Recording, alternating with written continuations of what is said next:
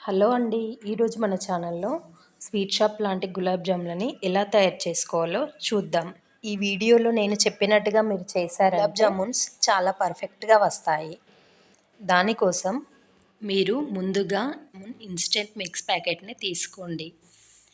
ఒక బౌల్లోకి ప్రీమిక్స్ పౌడర్ని వేయాలి. దీనికి మనకి 1 కప్ మిల్క్ పడతాయండి. ఇప్పుడు 1 కప్ మిల్క్ తీసుకొని కొద్దిగా ఆ మిల్క్ని యాడ్ చేస్తూ ఆ పిండిని చాలా సాఫ్ట్గా స్మూత్గా కలుపుకోవాలండి.